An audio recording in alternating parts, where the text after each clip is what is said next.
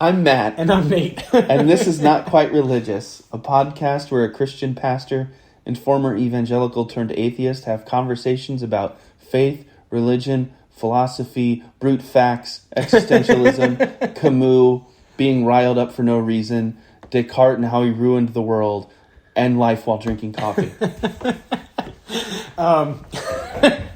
We had an interesting break, and I think we're going to try to recapture some of that magic.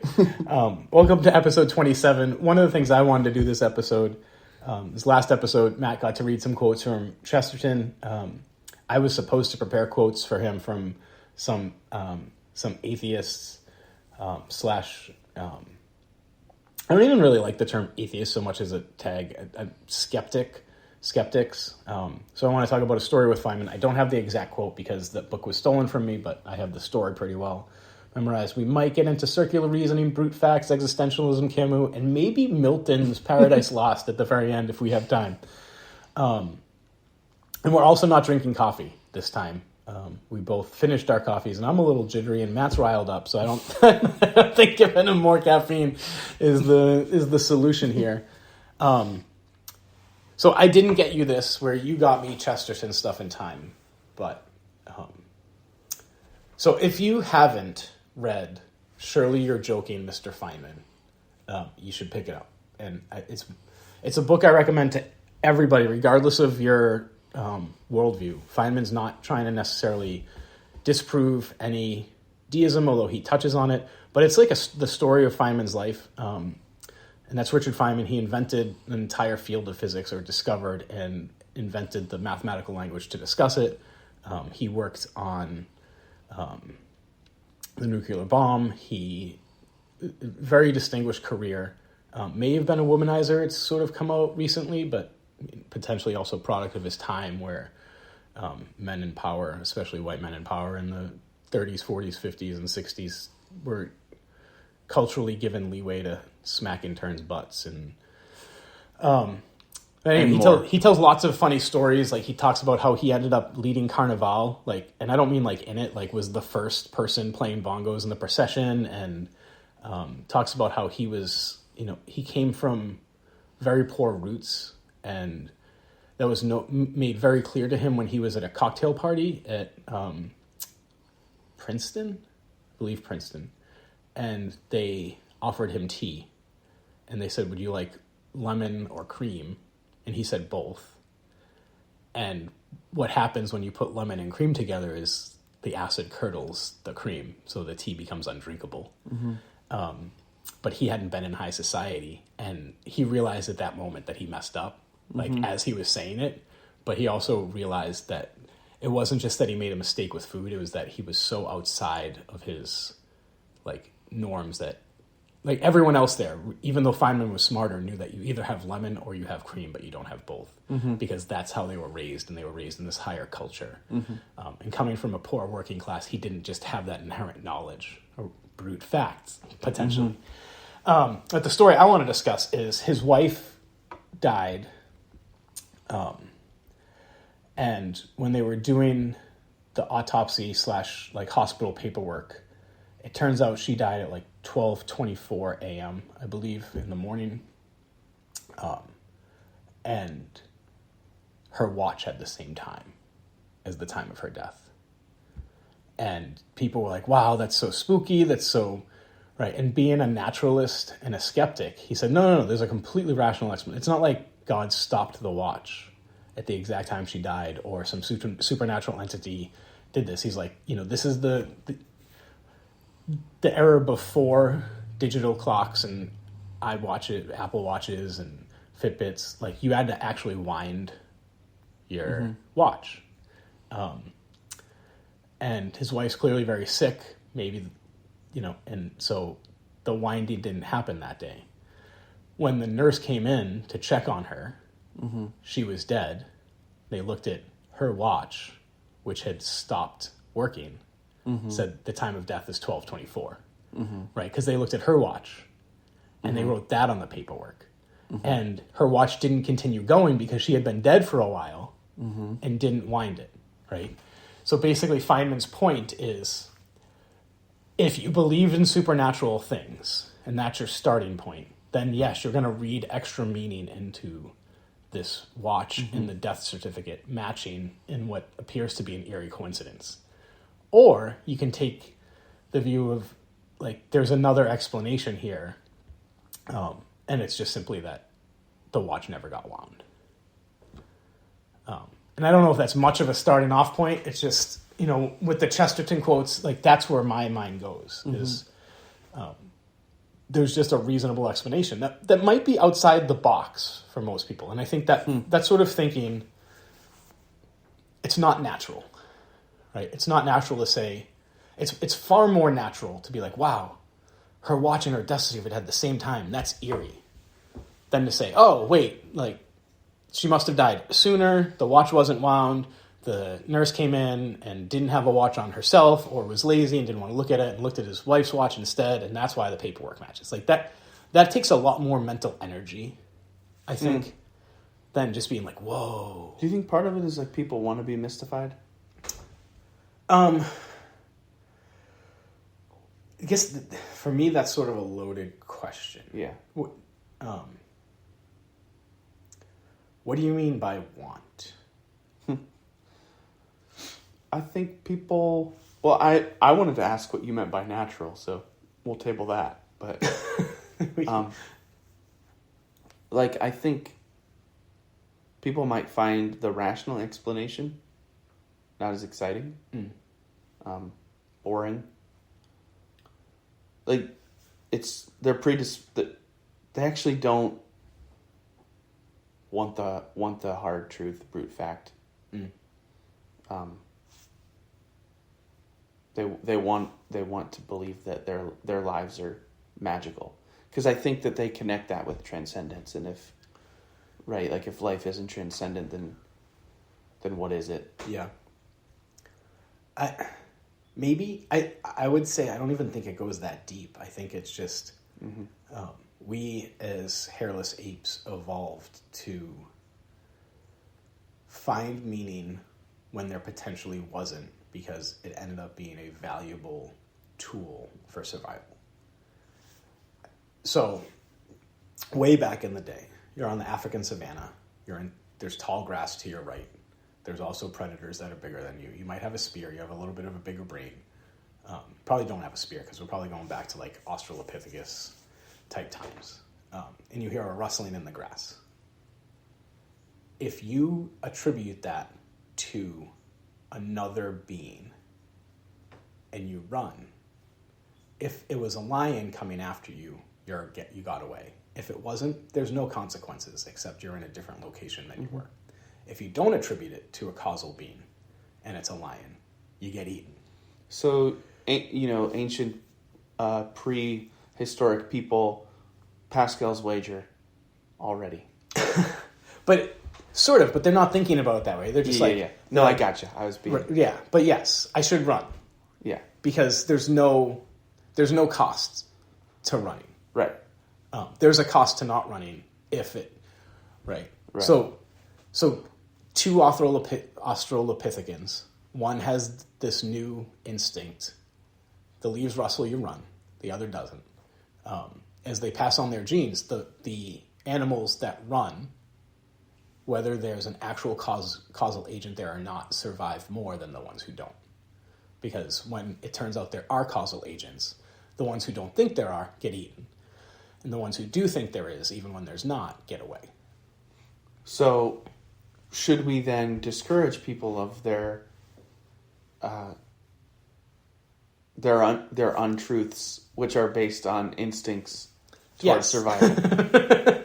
I don't know if it's possible. So when you say, do people want to, I think it's, yes, they want to, but not in the way that, like, I mention, like, a Negroni, and you're like, oh, that sounds delicious. Like, I want one of those. It's like, it's a way deeper instinctual want, because it is the way humanity has survived. Right? So, yeah. So people want to attribute causation, because we are programmed to do that, and to not attribute causation is in some ways going against your own instincts. Right.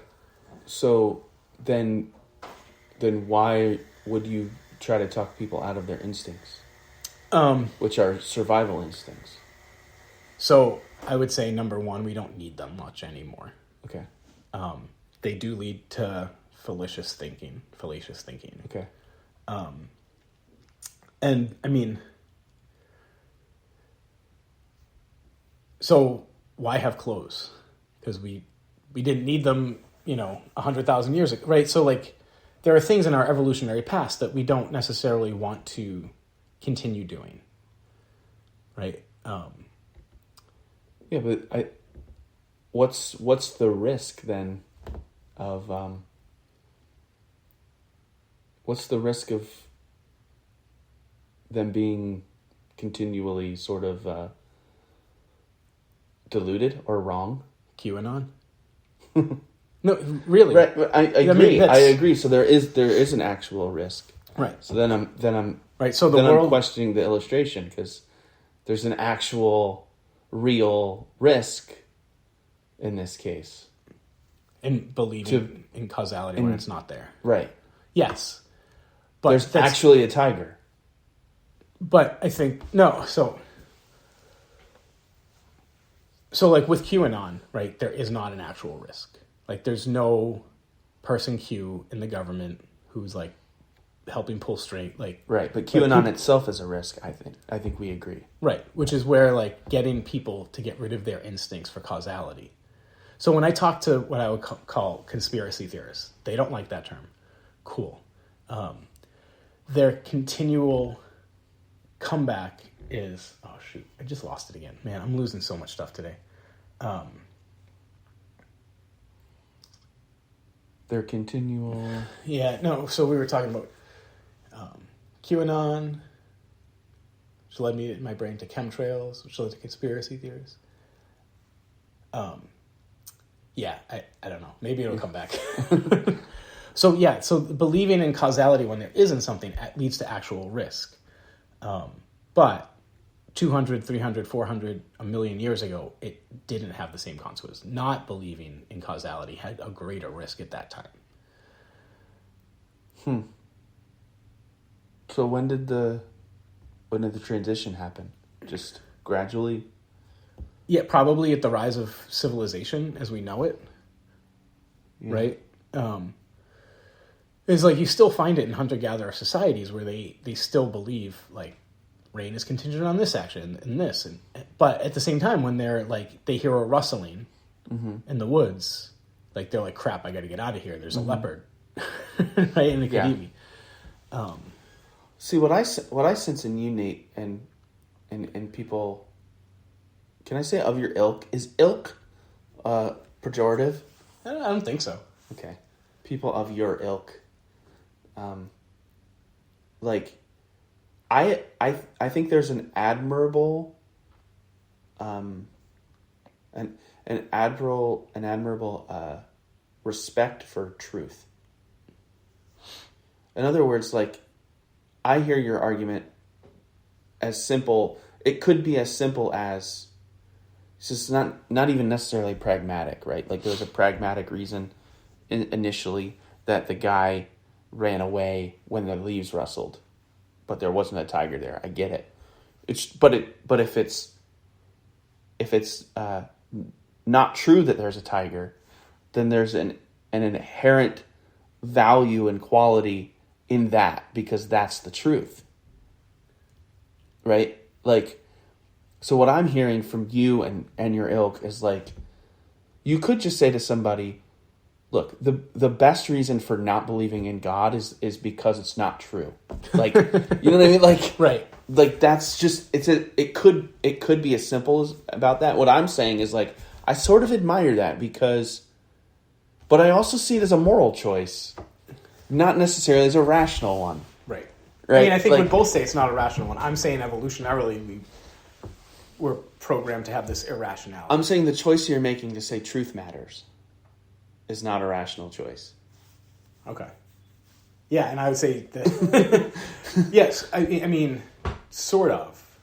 I think if we're going with the evolutionary explanation, that seems to be what most people of my ilk would say, it makes sense. It is a little irrational because we're going against our better instincts that kept the species alive for so long. And I think that's where the irrationality of me saying truth matters no matter what, because believing there was a tiger, even if there wasn't, saved us. Right. Where, like... Yeah, that's what I'm trying to get at. Is like, is the bottom presupposition, like the bottom shelf or the brute fact, like, is the thing that matters the most? Is it survival or is it the truth? Yeah, so what's funny is it's probably survival. Yeah. I don't know if you've read Dawkins' The Selfish Gene. And I mentioned one of the four members of the apocalypse, so we're going to lose some more listeners. Just kidding, guys. Just kidding. So it would go even further. It's not survival of even the species. It's survival of the gene. Like, genes don't... There's a reason that cancer happens later in life. Usually happens later in life, after your reproductive abilities have ended. Because you don't matter to the genes anymore after that. They're like, let's reproduce. Oh, we can't reproduce anymore? We have no desire to maintain our healthiness to keep this other vessel alive anymore. Like, we've done our job. So when Dawkins says the selfish gene, he means like the genes are only out for themselves. They don't even care about you. Right? They don't even care about other genes. They're like, I want to reproduce. And I understand I'm anthropomorphizing genes. Yes.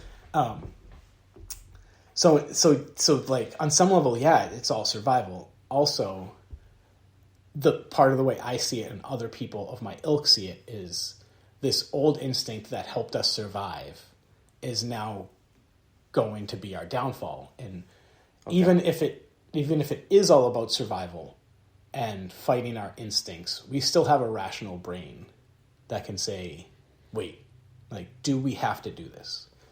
All right, which I think, we've talked about this before, like, I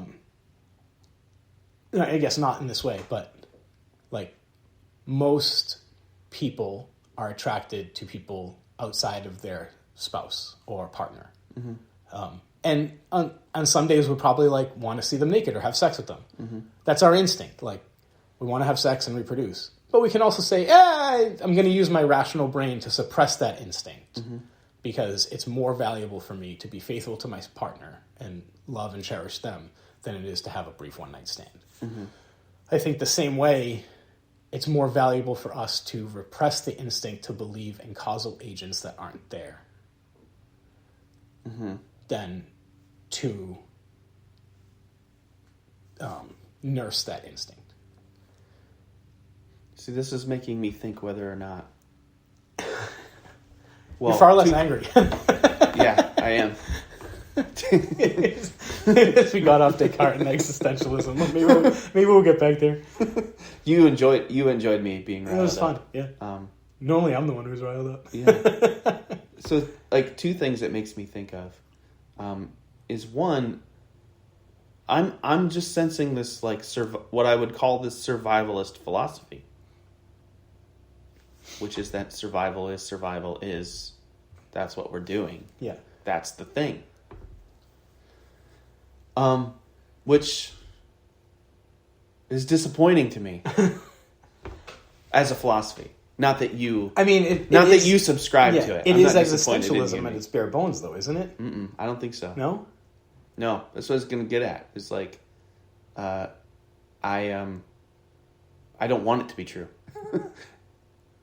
Right? Yeah. Which is, like, it's a different reaction than I had to your Feynman story about the lady in the watch. Yeah. Which I was like... I was trying to enter in empathetically to why people would want it to be true, but my own makeup would be like, no, I actually like, yeah, give me the rational explanation. Because there's the other element that I didn't talk about before. My pride doesn't want to be diluted. Yeah. I don't want to, that's what goes back to our conversation about being willfully deluded, where we both realized it's a misnomer of a word because nobody wants to be deluded. Right. Like, so I think, but even that is an irrational desire. Like the desire to pride to not want to be wrong, and I think that also plays into why people believe the things they do, but more so it plays into why people defend things that are irrational to defend, is because not doing that means that they'd have to face the pride killing possibility that they're completely wrong. That's a rabbit trail.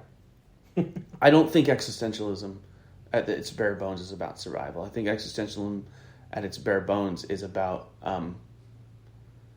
the fact that existence is meaningless, and I think survival is survival's a meaning. It's a type of meaning. Yeah, I do agree with your summation of existentialism, but you have nothing else but to survive, right? And I guess Camus kind of answers this in The Stranger, where he just kills himself. Sorry to ruin the ending, right? Because he comes to the conclusion. It's the ending of every great tragedy, so it's not really that much of a spoiler, right? Did you expect Camus to write a comedy? I mean, because that's sort of what happens, right? The prisoner, the stranger, comes to the rational conclusion based on his thought process that it doesn't matter. Right. So why am I even trying to survive? Yeah. And then kills himself. Yeah, and in the myth of Sisyphus, the question of the entire book is, well, actually Camus says, the only question that matters is why not suicide? Right. And did Camus kill himself? No. Okay. No, I think he was in I think I want to say he was in a car accident. Okay. So yeah, but I don't see survival doesn't have a meaning necessarily.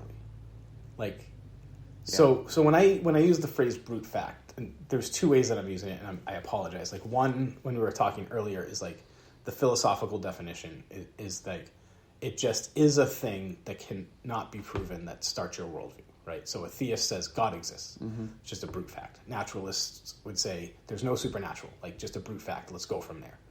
But I think also there's this other kind of let's call it lowercase brute fact that survival just is.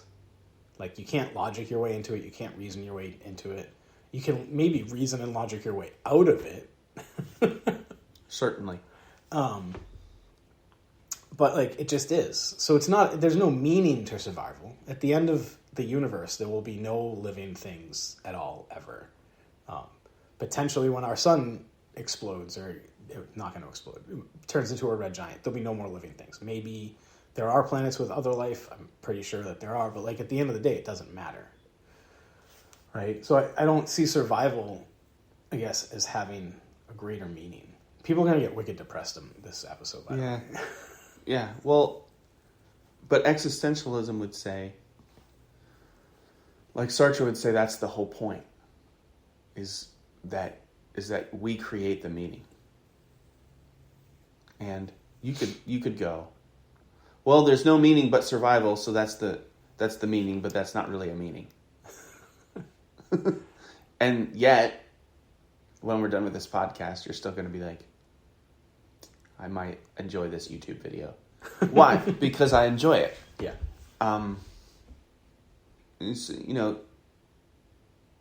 Sartre would say, and the existentialists, not just him alone, basically existentialism is what I just said. The meaning is the meaning that you create, and therefore there is meaning. I don't know that I would go as far as others, but that's what this mess that we call civilization is that impulse to have it mean something. Is it, or is it just the impulse to survive that because we got increasingly complex brains? But I'm arguing survival is a kind of meaning. Yeah. And so I think Sartre versus Camus, Sartre's so much more of an optimist in some ways. Now I'm arguing with my own brain. Sorry. Sorry. I think so. Like, he's more on the camp of like, you create your own meaning. This freedom is unbearable. You make it more bearable by doing, rather than thinking.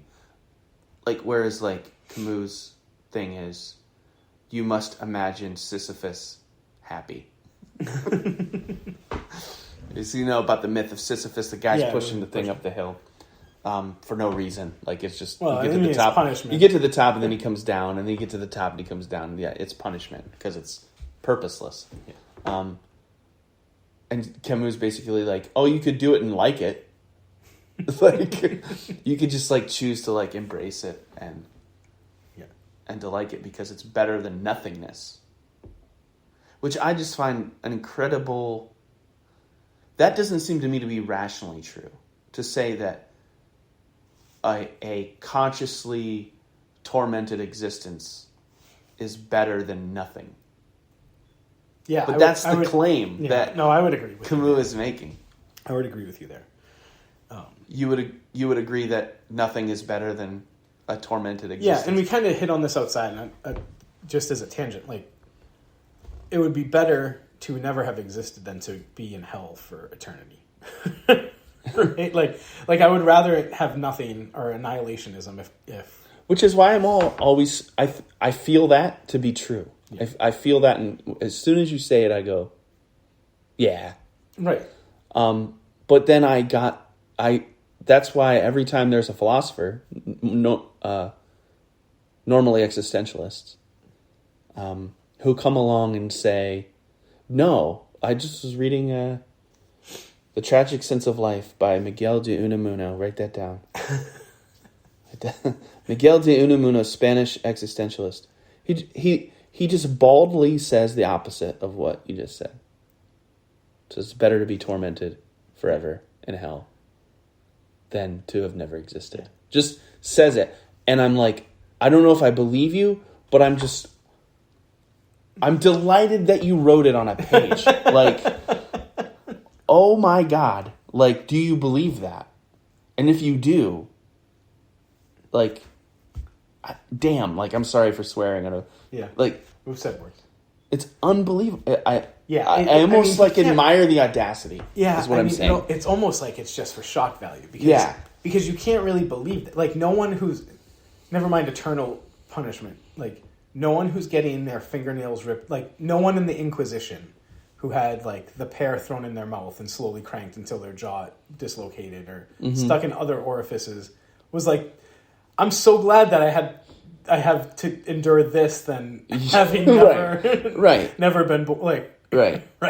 You know, like, could you only say that if you had a bourgeois existence, which, like, Miguel de Unamuno kind of did. I mean, if like, not that he didn't suffer, because if you know about his history, he was basically rejected by his own people for he opposed Franco, and was exiled. Was he friends with Gromsky? I don't know. But anyway, point is, he was in opposition to Franco, so he did experience a lot of like political and psychological torment. But I mean, in terms of like, having your fingernails ripped off or whatever, or like being waterboarded, like none of that. And it does make me wonder, like, could we only make these kinds of statements,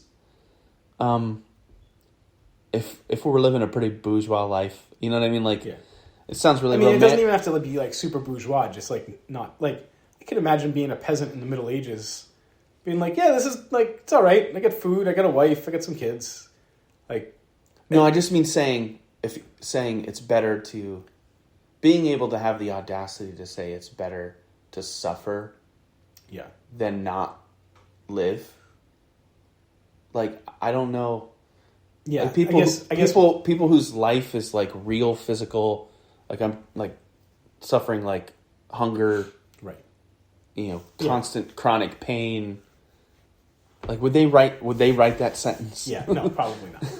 And I think like there are people who have said quite the opposite when they go through pain.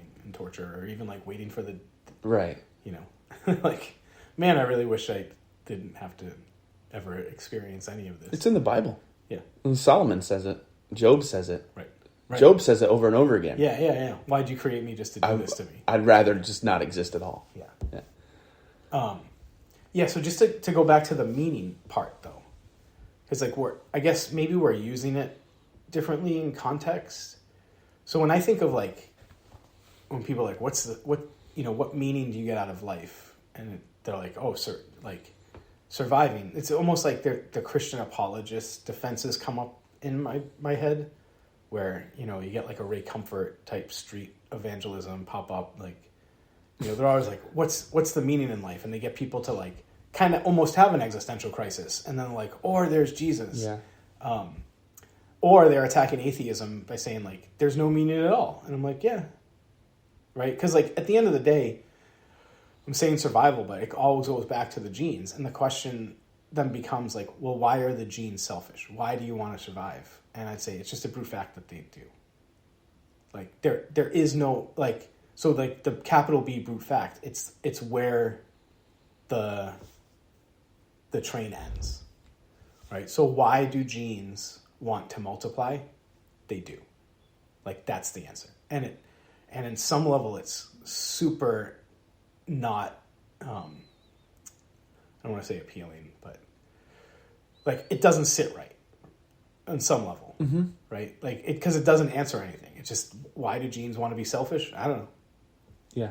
Right? I mean, it goes back to like, you know, why does God exist? He does. Well, but yeah. So I would put that in the same category of like my admiration of the audacious claim. And I don't think it's audacious because it's irrational. But Unamuno saying, I'd rather suffer than not live, like, in terms of its audacity, appears to me as the same level of audacity in saying genes are selfish, right? Not because either one isn't true. Like, either one could be totally true. Yeah. Either statement could. But both of them, you're like, in an existential way, I'm not sure if I'm gonna buy that. I'm gonna wear that on my sleeve. Like, I sympathize with people who hear what you say and go, fine, but I'm gonna live like this is true. Yeah. You know, I'm gonna live the way that I've always lived. I'm gonna live believing in Christianity because if what you're saying is true, then nothing matters and I need something to matter. Right. And I would have sympathy for those people, which would just make me admire you sticking to the survivalist mode that much more, because I think that's just, you know, it's a nothing worldview in a way. Yeah. Not to be like, yeah, no, you know, as I've had conversations with Christians especially when I first deconverted, a lot of them were just like, I just can't believe that there's nothing. Not like the arguments aren't making sense. Yeah. But like, at the end of the day, it's scary, like, to face the oblivion. Yeah. And sort of yell into it knowing you're getting nothing back. Yeah. Like, and that's, you know, I think I had more terror as a Christian when it came to after death, you know, because there's always I'm terrified if I'm actually a goat when I'm supposed to be a sheep, or, yep. You know, and it's not like I don't have like these moments, especially as I'm getting older, of like, oh man, like there's nothing after death. You know, like not only is there nothing after death, like there's no real point in me feeding my children. Like, if my worldview is correct at the end of the day, and I will grant this to the Christian apologetics in some ways, like there's no point to anything. But like, we have an instinct to go on because genes want to multiply, and on some level, it's strong enough that I can't fight it. So yeah. I do it. So socially, you and I don't operate on the level of your worldview. Yeah, I mean, you can't. Or you with anyone, right? So like, if Shirley called me, God forbid, and was like, Nate's going on a slap rampage, On a what? Slap rampage. He's slapping everybody in the house. I pictured like in my neighborhood, like knocking on something, like Jehovah's Witness style. Open the door, backhand, close the door. He's going on a slave rampage. Like on the metro, just running with my hands down the aisle, just like yeah. I wouldn't be like. And if she was like, "You need to come down and talk to Nate," I wouldn't be like, "Well, Nate, this is completely consistent with your worldview, and it doesn't matter that you're doing this." I'd be like, "No, you need to stop." Why? That's the philosophical conversation we're having right now. Yeah. Is at the why. Like, why should you not go on a slap rampage? Yeah. Like,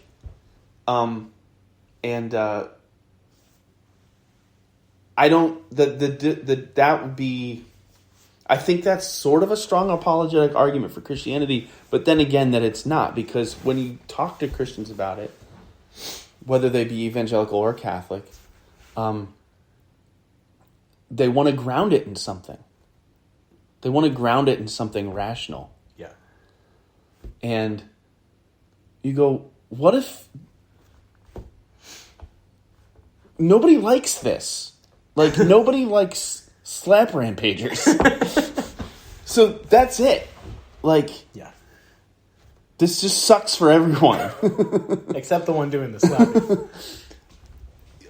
I disagree. Like, I think if you're at a place where you're slapping people, like, you're suffering. Yeah.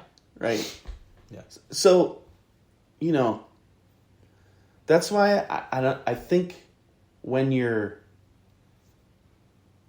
talking to people about why their life matters, which is one way of saying what pastors do, or what I think evangelists are supposed to be doing. Mm-hmm. If you frame it in like, you have to believe this because this is the capital T truth. And if you don't, you're deluded.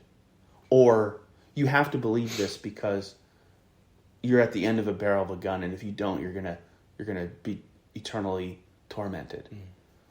Then that's bad faith.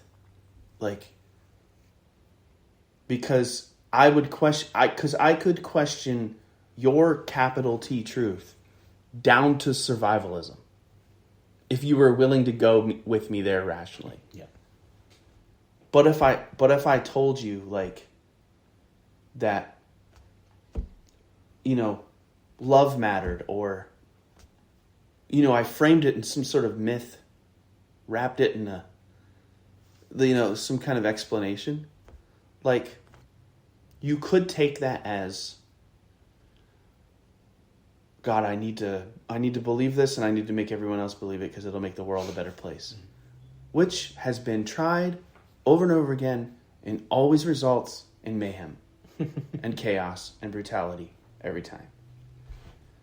But if you just said, I'm just going to take this for today, and I'm going to use this as a way to get through breakfast, and then as a way to get through lunch, it's something. It's something. It's meaningful. And this is why questions about like brute fact and ultimate meaning and purpose, I think for the most part, they're just like distractions. Because I never can have those conversations and not feel totally bougie. I can't have those conversations and not think of the person, of the millions of people in the world who are just trying to get through one day. That I have the privilege to be like, what's it mean? Yeah, although it's sort of Maslow's hierarchy of needs, right? Like, yes, if you're underwater drowning, you're not worried about how hungry you are. Right. And if you're dehydrated, on some level, we do get to have these conversations because we're bougie. But I don't know if that means that we shouldn't. No, I don't think so. But I'm just saying, I can't help but think that. It's not a condemnation. Yeah. No, I see what you're saying. And some of them, maybe these conversations make us more miserable because you're a hunter-gatherer and you're focused on, getting to the next tree where there's fruit, because every, October Yeah. that avocado tree has fruit. Like, Yeah. you're just like, doop, doop, doop, doop. See, Avocados are tasty. this And like, in some level, like, you're happier. maybe, and you say those kinds of things, and you see like, well, there's actual, I think, and you can correct me on this because you're better at this kind of statistical stuff than I am, but I think it's the case that there's a relationship between IQ and happiness, like some kind of relationship. Maybe it's not like 1-to-1, but like there's an IQ at which you start becoming around a certain number, you start becoming less happy. right, Like, the higher you go. right, right. So this idea that ignorance is bliss is like there's some truth to it. Yeah. Like, I mean, it's even true with non-IQs, right? Like, if your wife had a brief affair that you never knew about, right, and like didn't contract any STDs, didn't get pregnant, right. like realized it was a mistake after a week, Yeah. you're way better never knowing that Yeah. than right. discovering the truth. You're way happier never knowing that. But Yeah. this is where I'm sick in the head. Because I go, why is happiness better than misery? So you're the guy who's like, I'd rather eternal torment than non-existing. I don't know if I would go that far. Like, in my gut, that feels like... I mean, it's just it's just an economy of scale, though. Yeah, sure. But, right. But I'd say logically you have to go, like, if it's true in the ones place, it should be true in the tens place or the hundreds place or the thousands place. Yeah. Like, was... The people that... I feel like the great people that have made significant positive contributions to the world are unhappy for the most part. At least the ones I admire. Mm. The artists and the activists. Yeah. Or some combination of both. From Jesus to Gandhi to Martin Luther King to Kurt Cobain. Which I laugh because I know people are going to scoff, but like for me in my own personal journey, as somebody born in 1982, yeah, like at recent, like that's meaningful to me. Yeah. It's like, there's a value to unhappiness. It's because like, right, but from the seed of unhappiness comes something by which, you can help other people. But then I think, wait, are they only just like helping other unhappy people and in some way like contributing to their unhappiness?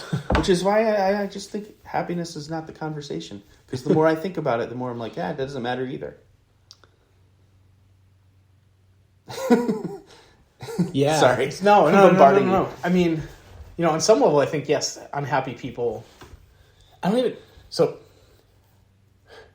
happy probably isn't even the word, but for lack of a better term at this second, unhappy people probably do more good for the world, I think, partially because they're trying to be happy, or they recognize what misery is and are like, I don't want my other people to be there, so I'm going to try to help. Where the person who's completely content in their life like has no reason to do anything. They're like, I'm 100% content. Right. The reason I don't like necessarily the term happy is you can be even depressed and be happy occasionally. Yeah. Right. So maybe it's content, not happy. It's like happy, like even for content people, happiness is fleeting. Peace. Yeah. Peace. Yeah. My relationship with peace, and I fully admit to having a melancholic personality and to being a depressive. So my relationship with peace is really twisted because I say that I want it and I feel that I want it. I feel like it's a good thing. Like I don't hear the word and go, oh, not that. Yeah. War and torment. That's what I want. But all of my actions point to what if you judge what I want by what I do, yeah, then if you judge what I want by what I feel, then what I want is peace. But if you judge what I want by what I do, then what I want is to be miserable, depressed. Yeah, I'm very similar. It used to be worse. When I was a pastor, it was worse. But in the same way, like I got a cushy job at Whole Foods, and I lasted a week to restart my own business, which like Whole Foods, like I just had to punch in, punch out, do the thing. Right. And like, I thought like, I was like, oh, what I really need is like, not to have a super high leadership role. I was still a leader, like a manager, but it was like assistant manager, like not the head. And like, I didn't have to like do much thinking. Like Whole Foods was like, this is your job description. Go do that. And anything outside of that isn't your job. Right. Right. Where I'm like, yeah. And like a weekend, I was like, I can't do this. So I'm like, let's start a business from scratch. Right. That'll be simple. I need logos and website and like the stress of balancing everything. So right. I feel like in that way, I feel like, glutton for punishment. And I used to think very highly and romantically of sort of the melancholy. Mm-hmm. I'm not quite there anymore. Mm-hmm. And it's funny because even when I was like romanticizing the melancholy, I think people thought I was generally a happy person, which also, sort of to go back to your like, it's all meaningless. Like it is. Also, your happiness is pretty much genetically predisposed.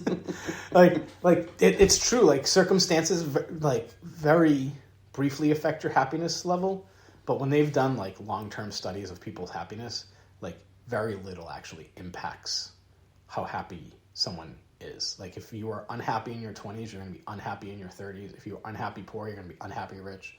Like very few things affect it. The things that do affect it are like later in life trauma. So, the people in Syria pre-war were happier than post. Mm-hmm. But that's because like they saw lots of people get blown up but yeah, just massive disillusionment. But even then, decades later, you kind of return to baseline. Huh. So, like, I don't know. Like, yeah, happiness is meaningless. Yeah, sex is meaningless, and life is meaningless, and our podcast is meaningless. At the end of the day, I'm like, but there's nothing else to do. Well, I don't know that I'm saying anything different. Yeah.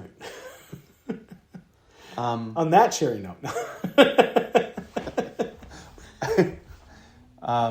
Romanticizing melancholy is an interesting topic to me, but yeah. I mean, that's like all of the Smashing Pumpkins albums, right? Yeah. Yeah. I try not to... What I've realized is that romanticizing it is another way of like... It's weird. It's like, I think it's another way of trying to become content with it. Mm. You could... I don't want to romanticize it, actually. But I do think that there's something more to life than contentment. And,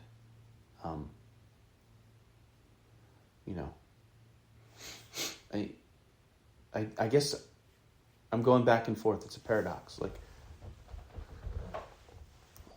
we can't escape I don't think we can escape the want for it to be meaningful, and I think even our desire for meaning can trump our desire to be happy. And I just think that's a powerful idea. Yeah. I can't explain why that's there. I don't know that the selfish gene explains why that's there. Why somebody can be like, you know what I want to do? I want to fight for, I want to fight for racial justice till they kill me. Yeah, so I actually think the selfish gene could explain that impetus to want meaning over contentness. In that, going back to Feynman's watch, people, or even like the causal agent in Africa that may or may not, people want, or they're instinctually predisposed to believe in causal agents affecting our lives. And if causal agents affect us, like, then there must be like some purpose behind it, because we ascribe purpose to the things we do. Mm-hmm. So I don't know if I'm explaining that right. Like the way conspiracy theories get sprouted up is like the world is really chaotic and uncontrollable and unexplainable, and that's scary as hell. Mm-hmm. If, on the other hand, you have a cabal of 25, evil libs who drink children's blood and are starting a new world order, then stuff can begin to make sense. And even though it's scary, it doesn't feel out of control. And I think that comes down to the selfish genes that thought, all right, there's a causal agent here, even when there wasn't. And so you expand that to there is a God, there's a causal agent that caused this, and then there must be a meaning, because why would God do this without some sort of purpose? And I'm like, no, there was no purpose. And I don't know if that makes sense or not. I think the only reason I think it might not is because you're saying it might not. It's like maybe he's not explaining exactly, but what I'm hearing, it makes sense to me. It's a danger I think it's dangerous. I think conspiracy theories are dangerous, but that's based on like a moral sensibility. Right. That is, we're agreeing is meaningless. But no, nevertheless, there it is. It's like Jurassic Park. Ian Malcolm, when the raptor baby comes out of the egg, and he's asking like how that how they did it, like how they created this being, which obviously is science fiction, but that scene. And in the middle of his like, this is impossible, this is buttons. There it is. Yeah. Well, there it is. Like, there's an inherent risk in trying to create a narrative for people to live by. And yet it also seems like we've not evolved past the need for it. That's the paradox.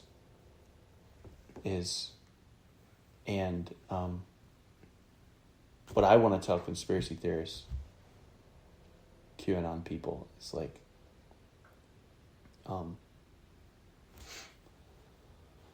just, why is randomness more scary to you than the idea of a vast conspiracy of that's almost genetic, like difference between them and me in terms of is it what different though? Like I'm totally more afraid of the torment of liberal blood sucking, drinking children's blood, whatever that theory is. I'm more afraid of that being true than the universe being random and meaningless. So I don't get there, like, emotionally. Are you more afraid to fly in a plane or drive a car when you're driving? Depends on whether I'm flying over the Atlantic. I'm more afraid to fly over the Atlantic than I am to drive in a car. How many people have died in planes exactly falling into the Atlantic, right?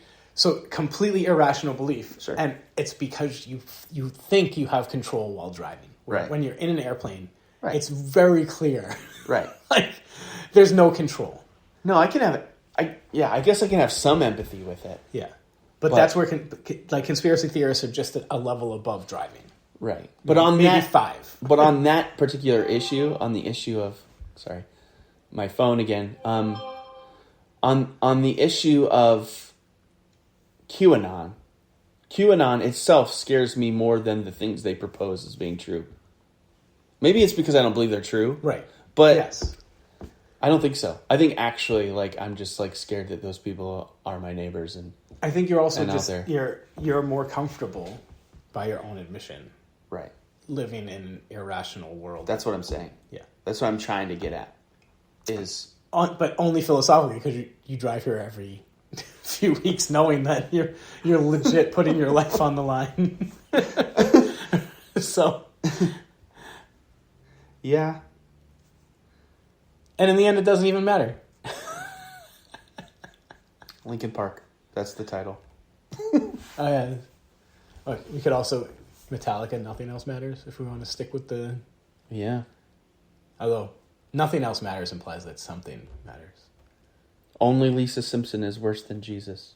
That was last episode. Yeah. It might be edited out by the time people hear this. Matt was quoting me. Yeah. For the record. For the record, I don't believe it's true. Lisa Simpson is the actual worst.